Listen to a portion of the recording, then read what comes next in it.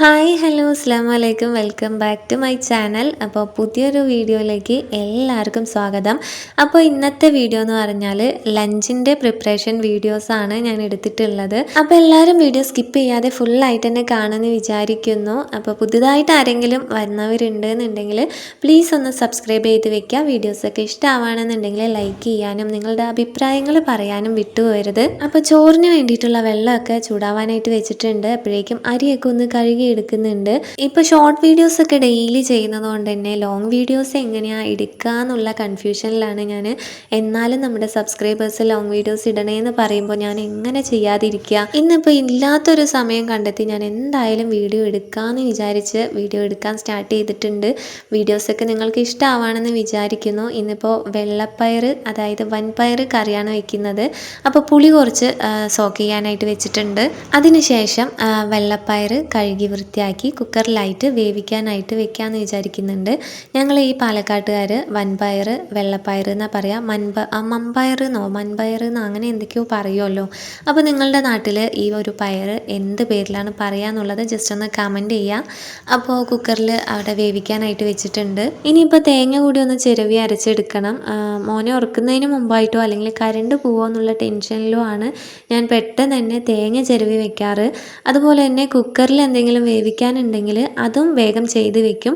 മോൻ ഉറങ്ങുകയാണെന്നുണ്ടെങ്കിൽ പിന്നെ കുക്കറിലുള്ള പണിയൊന്നും നടക്കില്ല. അതിൻ്റെ വിസിൽ കേട്ട് കഴിഞ്ഞാൽ മോൻ എണീക്കും. അപ്പോൾ ആ ഒരു പേടിയുള്ളത് കൊണ്ടാണ് ഞാൻ ഈ വക കാര്യങ്ങളൊക്കെ പെട്ടെന്ന് തന്നെ ചെയ്ത് വയ്ക്കാറ്. അപ്പോൾ കുഞ്ഞു മക്കളുള്ളവർ ഇങ്ങനെയുള്ള കാര്യങ്ങളൊക്കെ ജസ്റ്റ് ഒന്ന് ശ്രദ്ധിക്കുകയാണെന്നുണ്ടെങ്കിൽ നമ്മൾക്ക് റിസ്ക് ഇല്ലാതെ പണികളൊക്കെ ചെയ്യാനായിട്ട് പറ്റും. അപ്പോഴേക്കും ചോറൊക്കെ ഒന്ന് തിളച്ച് വന്നിട്ടുണ്ടായിരുന്നു. അത് വേഗം റൈസ് കുക്കറിലേക്ക് മാറ്റി. ഇനിയിപ്പോൾ അത് അവിടെ ഇരുന്ന് വെന്തോളും. ഇനി എന്താ ചെയ്യേണ്ടതെന്ന് വെച്ചാൽ കറിൻ്റെ കാര്യങ്ങളാണ് നോക്കുന്നത്. അപ്പോൾ തക്കാളി, ചെറിയുള്ളി, പച്ചമുളക് മാത്രമാണ് ഞാൻ ഈ കറിക്ക് വേണ്ടിയിട്ട് എടുത്തിട്ടുള്ളൂ. ഉപ്പേരി ഉണ്ടാക്കുന്നുണ്ട്. അപ്പോൾ പിന്നെ കറിയിൽ അധികം കഷ്ണങ്ങൾ വേണ്ട ആവശ്യമില്ല. ഇതിലിപ്പോൾ വഴുതിരിങ്ങയോ വാഴയ്ക്കയോ അങ്ങനെ എന്തെങ്കിലുമൊക്കെ ചേർക്കാനായിട്ട് പറ്റും. ഇവിടെയാണെങ്കിൽ കറിയിൽ അധികം കഷ്ണം ഉണ്ടെങ്കിൽ ആരും കഴിക്കില്ല. പിന്നെ ഉപ്പേരി സൈഡായിട്ടുണ്ടെങ്കിൽ പിന്നെ തീരെയും കഴിക്കില്ല. അപ്പോൾ പേരിന് മാത്രമാണ് ഇവിടെ ഒരു കറി ഉള്ളത്. കറി വെച്ചാൽ കൂടി ചിലപ്പോൾ പിറ്റേ ദിവസത്തേക്ക് ബാലൻസ് ഉണ്ടാവും. ഞാനും ഇക്കി മാത്രമാണ് ഇവിടെ മുതിർന്നവരായിട്ടുള്ളത്. അപ്പോൾ മക്കൾ പിന്നെ കാര്യമായിട്ട് കഴിക്കുകയൊന്നുമില്ല. പിന്നെ വലിയൊരു മുളക് എടുത്തിട്ടുണ്ട്. പിന്നെ ചെറുള്ളിയാണ് ഞാനിപ്പോൾ ഇതിൽ ചേർക്കുന്നത്. ചിലർ സവോളയൊക്കെ ചേർക്കാറുണ്ട്. ഞാനിപ്പോൾ എന്തായാലും ചെറിയുള്ളി ഉള്ളത് കൊണ്ട് ചെറിയുള്ളി ചേർക്കുന്നുണ്ട്.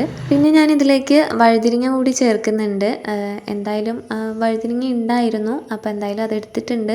വാഴയ്ക്ക വേണമെന്നുണ്ടെങ്കിൽ ചേർക്കുക, നല്ല ടേസ്റ്റ് ആയിരിക്കും. വാഴയ്ക്ക, മാങ്ങ അതൊക്കെ ചേർത്ത് കൊടുക്കുമ്പോൾ. ഈ ഭാഗത്തുള്ളവർ പുളി ഐറ്റംസാണ് കൂടുതലായിട്ട് കറിയായിട്ട് വെക്കാറ്. പുളി ഒഴിച്ചിട്ടുള്ള കറിയാകുമ്പോൾ കുറച്ചുകൂടി അധികം ചോറ് കഴിക്കാനായിട്ട് തോന്നും. പാലക്കാടുള്ളവർക്ക് അറിയാം, പുളി ഒഴിച്ചിട്ടുള്ള കറികൾ ആയിരിക്കും അധികമായിട്ടും വീടുകളിൽ വെക്കാറ്. പിന്നെ പരിപ്പ് ചാറ് അങ്ങനെയുള്ള ഐറ്റംസ് ആയിരിക്കും മിക്ക വീടുകളിലും ഉണ്ടാവാറ്. പിന്നെ ഞാൻ ഡെയിലി വീഡിയോസ് ചെയ്യുന്നുണ്ടെന്ന് പറഞ്ഞല്ലോ. അപ്പോൾ ലോങ് വീഡിയോസ് മാത്രം വാച്ച് ചെയ്യുന്നവരാണെന്നുണ്ടെങ്കിൽ ഷോർട്ട് വീഡിയോസ് ഞാൻ ഇതുപോലുള്ള വീഡിയോസൊക്കെ ചെയ്യുന്നുണ്ട്. നിങ്ങൾ അതുകൂടി ഒന്ന് ഫോളോ ചെയ്യുക കേട്ടോ. ഇഷ്ടമാവുകയാണെന്നുണ്ടെങ്കിൽ ലൈക്ക് ചെയ്യാനും നിങ്ങളുടെ അഭിപ്രായങ്ങൾ മസ്റ്റായിട്ടും കമൻറ്റ് ചെയ്യാനും മറന്നു പോകരുത്. ഇപ്പോൾ ഒരുപാട് പേര് കമൻറ്റ് ചെയ്യുന്നുണ്ട്. അത് തന്നെ വലിയൊരു സന്തോഷമാണ് എനിക്ക്. അവരുടെ നല്ല നല്ല ഫീഡ്ബാക്കും കമൻറ്റും ഒക്കെ കാണുമ്പോൾ നല്ല രീതിയിൽ സന്തോഷം തോന്നാറുണ്ട്. അപ്പോൾ അതിനു വേണ്ടി നിങ്ങളും കമൻറ്റ് ചെയ്യാനായിട്ട് നോക്കുക. കമൻറ്റ് ചെയ്യുന്നവർക്ക് ഉടൻ തന്നെ ഞാൻ റിപ്ലൈ കൊടുക്കാറുണ്ട്. എൻ്റെ കണ്ണിൽ കണ്ടു കഴിഞ്ഞാൽ ഞാൻ അപ്പോൾ തന്നെ റിപ്ലൈ കൊടുക്കാനായിട്ട് നോക്കും. അല്ലെങ്കിൽ ഒരു സ്വസ്ഥത കുറവാണ്. നമ്മളെ അത്രയും ഇഷ്ടപ്പെട്ട് നമ്മളുടെ വീഡിയോസൊക്കെ കണ്ട് അതിന് വേണ്ടിയിട്ടൊരു കമൻറ്റ് ചെയ്യുമ്പോൾ ആ ഒരു കമൻറ്റ് എത്രമാത്രം എനിക്ക് വിലപ്പെട്ടതാണെന്ന് നിങ്ങൾക്ക് ചിലപ്പോൾ മനസ്സിലാവില്ല. ഞാൻ അത്രത്തോളം വിലപ്പെട്ട ഒരു വാക്കുകളായിട്ടാണ് ആ കമൻസിനെയൊക്കെ കാണാറ്. അപ്പോൾ ഞാനിതാ കഷ്ണങ്ങളൊക്കെ മുറിച്ചെടുക്കുന്നുണ്ട്. കുക്കറിൽ ഇവിടെ വൻപയർ വെന്ത് വന്നിട്ടുണ്ട്. അപ്പോൾ ഇതിലേക്ക് തന്നെ കഷ്ണങ്ങളൊക്കെ ചേർത്ത് കൊടുക്കാമെന്നാണ് വിചാരിക്കുന്നത്. ഇന്നിപ്പോൾ ചട്ടി മാറ്റാനോ ഒന്നിനും നിൽക്കുന്നില്ല. പെട്ടെന്ന് പണി തീർത്ത് കുളിച്ച് ഫ്രഷായി ഒന്ന് ഫ്രീ ആയിട്ടിരിക്കണം. കുറച്ച് എഡിറ്റിങ്ങും വർക്കൊക്കെ ഉണ്ട്. അപ്പോൾ അതൊക്കെ ഒന്ന് കംപ്ലീറ്റ് ചെയ്യണം. എല്ലാ വർക്കും കൂടിയിട്ട് താങ്ങാൻ പറ്റാത്തൊരു ലെവലിലുള്ള മൈൻഡാണ് ഇപ്പോൾ എനിക്കുള്ളത്. ഡെയിലി വീഡിയോസ് എടുക്കുക എന്ന് പറയുന്നത് അത് നിസ്സാരമല്ല. ഡെയിലി 1, 2, 3 വീഡിയോസൊക്കെ ചെയ്യുന്നവരുണ്ട്. അവരുടെ അവസ്ഥയൊക്കെ ഞാൻ ഇങ്ങനെ ഇടയ്ക്കൊന്ന് ആലോചിച്ച് നോക്കാറുണ്ട്. ഒരു ദിവസം പോലും ഗ്യാപ്പില്ലാതെ 3 വീഡിയോസൊക്കെ ഡെയിലി ഇടുക എന്ന് വെച്ചാൽ നല്ല റിസ്ക്കുള്ള പണിയാണ്. അതുപോലെയൊക്കെ വീഡിയോസ് ഇടുന്നവരെ എനിക്കറിയാം കേട്ടോ. അപ്പം ഞാൻ അവരുടെ എഫേർട്ടൊക്കെ ഇങ്ങനെ ആലോചിക്കും. ഡെയിലി ഒരു വീഡിയോ അല്ലെങ്കിൽ 2 വീഡിയോ ഇടാനായിട്ട് എനിക്ക് നല്ല റിസ്ക് തോന്നുന്നുണ്ട്. ചിലപ്പോൾ ബിഗിനർ ആയതുകൊണ്ടാവാം എനിക്ക് അത്രത്തോളം ബുദ്ധിമുട്ട് തോന്നുന്നത്. ഞാൻ ഇതുപോലുള്ള വീഡിയോസൊന്നും ഡെയിലി ഓരോ വീഡിയോസ് ചെയ്യുന്നല്ലാതെ 1-2 വീഡിയോസൊന്നും ചെയ്തിട്ടുണ്ടായിരുന്നില്ല. ഇപ്പോൾ 1-2 വീഡിയോസൊക്കെ ചെയ്യുമ്പോൾ അതിൻ്റെ റിസ്ക് എത്രമാത്രമാണ് എന്നുള്ളത് നല്ല രീതിക്ക് എനിക്ക് മനസ്സിലാവുന്നുണ്ട്. അതിൻ്റെ കൂടെ ലോങ് വീഡിയോയ്ക്കുള്ള കണ്ടൻറ്റ് കൂടി കണ്ടെത്തുക എന്ന് പറയുമ്പോൾ മൈൻഡ് ആകെ ബ്ലറായി ബ്ലാങ്ക് ആയിട്ട് പോകുന്ന ഒരു സിറ്റുവേഷനാണ് ഇപ്പോൾ. എന്നാലും കുറച്ച് റിസ്ക് എടുക്കാൻ തന്നെ മെനക്കെട്ടിട്ടുണ്ട്. പിന്നെ നിങ്ങളുടെയൊക്കെ സപ്പോർട്ട് കൂടി ഉണ്ടാവുമല്ലോ, അതും ഒരു പ്രതീക്ഷയാണ്. നിങ്ങളൊക്കെ സപ്പോർട്ട് ചെയ്യുന്നുള്ളത് ഞാൻ വിശ്വസിക്കുന്നു. അപ്പോൾ കറിൻ്റെ കാര്യങ്ങളൊക്കെ അവിടെ സെറ്റാക്കി തിളപ്പിക്കാനായിട്ട് വെച്ചിട്ടുണ്ട്. ഈ വീഡിയോ എടുക്കുന്ന സമയത്തുണ്ടല്ലോ അതിനനുസരിച്ച് പറയാനായിട്ട് എനിക്ക് പറ്റുന്നില്ല. ഞാൻ എന്തെങ്കിലുമൊക്കെ കാര്യങ്ങൾ പറയും, വീഡിയോ അതിൻ്റെ വഴിക്കായിട്ട് പോവും. അങ്ങനെയാണ് ഇപ്പോൾ നടന്നുകൊണ്ടിരിക്കുന്നത്.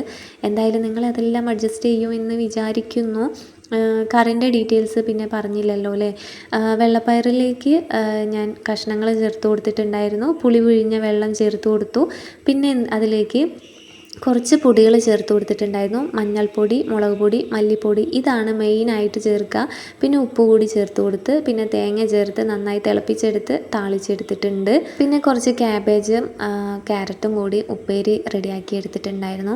ഇനി നെക്സ്റ്റ് ഉള്ള പണി എന്ന് പറയുന്നത് കിച്ചൺ കൗണ്ടർ ടോപ്പും ഗ്യാസ് ടോപ്പൊക്കെ ഒന്ന് നീറ്റാക്കുക എന്നുള്ളതാണ്.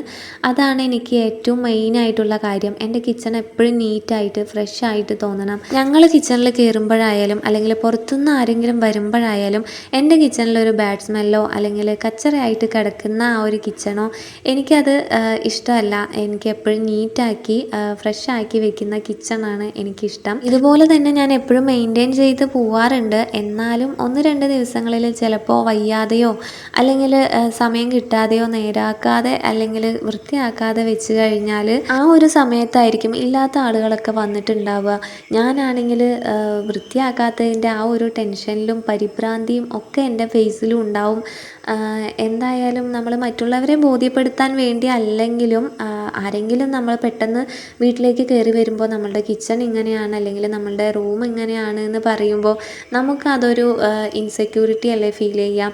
അപ്പോൾ ഞാൻ എപ്പോഴും നീറ്റാക്കാൻ നോക്കാറുണ്ട്. കാലത്ത് തന്നെ പണികളൊക്കെ ചെയ്യുന്നതിൻ്റെ കൂടെ ഇതും കൂടി ഒന്ന് വൃത്തിയാക്കി വെച്ചാൽ പിന്നെ ആര് വന്നാലും നമുക്ക് വിഷയമില്ല. പിന്നെ നമ്മൾ അവിടെ നിന്ന് ജോലി ചെയ്യുമ്പോഴായാലും നമുക്കൊരു മുഷിപ്പ് തോന്നാതിരിക്കാൻ നമ്മുടെ കിച്ചൺ അല്ലെങ്കിൽ നമ്മുടെ ചുറ്റുപാടും എപ്പോഴും നീറ്റാക്കി വെക്കുക എന്നുള്ളത് അത് മസ്റ്റായി നമ്മൾ ചെയ്യേണ്ട ഒരു കാര്യമാണ്. അപ്പോൾ അങ്ങനെ കിച്ചണിൽ കുറച്ച് പാത്രങ്ങളൊക്കെ കഴുകാനായിട്ടുണ്ടായിരുന്നു. അതൊക്കെ വേഗം ഒന്ന് കഴുകി വൃത്തിയാക്കി കിച്ചണൊക്കെ നീറ്റാക്കി കിച്ചണിൽ നിന്ന് പുറത്തിറങ്ങിയിട്ടുണ്ട്. ഇനിയിപ്പോൾ ബാക്കി ക്ലീനിങ്ങിലേക്ക് നിൽക്കാമെന്ന് വിചാരിച്ചു. പിന്നെ ഇവിടെ ബാക്ക്ഗ്രൗണ്ട് നോയ്സ് നിങ്ങൾക്ക് ഡിസ്റ്റർബ് ആവുന്നുണ്ടോ എന്നുള്ളത് എനിക്കറിയില്ല. ചെറിയ ചെറിയ സൗണ്ടുകളൊക്കെ അവിടെ ആയിട്ട് കേൾക്കുന്നുണ്ട്. വണ്ടികളുടെ സൗണ്ടായാലും പക്ഷികളുടെ സൗണ്ടായാലും മോനാണെങ്കിലും ഇവിടെ ഓടിക്കളിച്ചുകൊണ്ട് നടക്കുന്നുണ്ട്. അതിൻ്റെയൊക്കെ സൗണ്ട് നിങ്ങൾക്ക് കേൾക്കുന്നുണ്ടാവും.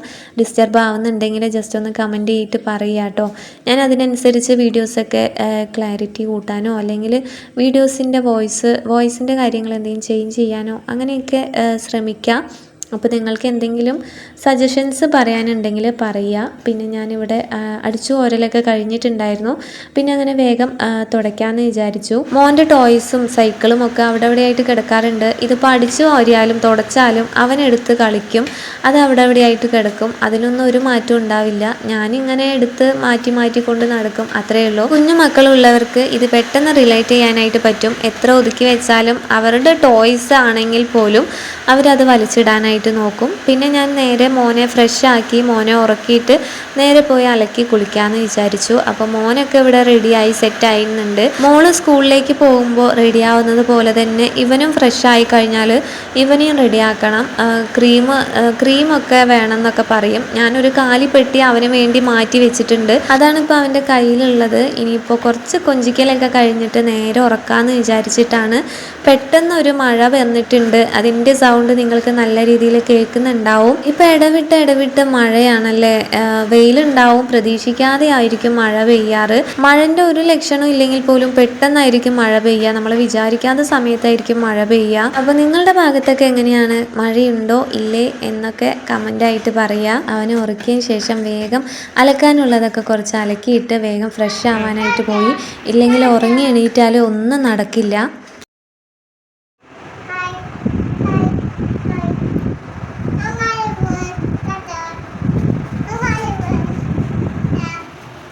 അപ്പോൾ കുട്ടി വ്ളോഗറിൻ്റെ സംസാരമൊക്കെ കേട്ടല്ലോ അല്ലേ. ഞങ്ങൾ ഉറങ്ങാൻ പോവാണ്, ഉറങ്ങി എന്നൊക്കെയാണ് അവൻ പറയുന്നത്. അപ്പോൾ നമ്മുടെ ഇന്നത്തെ കുഞ്ഞു വീഡിയോ ഇവിടെ വൈൻഡപ്പ് ചെയ്യാണ്. അപ്പോൾ നിങ്ങൾക്ക് ഇഷ്ടമായാൽ ലൈക്ക് ചെയ്യാനും ഷെയർ ചെയ്യാനും കമൻറ്റ് ചെയ്യാനൊന്നും വിട്ടുപോകരുത്. അപ്പോൾ സബ്സ്ക്രൈബ് ചെയ്യാത്തവർ സബ്സ്ക്രൈബ് ചെയ്ത് സപ്പോർട്ട് ചെയ്യുക. നെക്സ്റ്റ് നല്ലൊരു വീഡിയോ ആയിട്ട് വരാം. അപ്പോൾ ഓക്കെ ബൈ.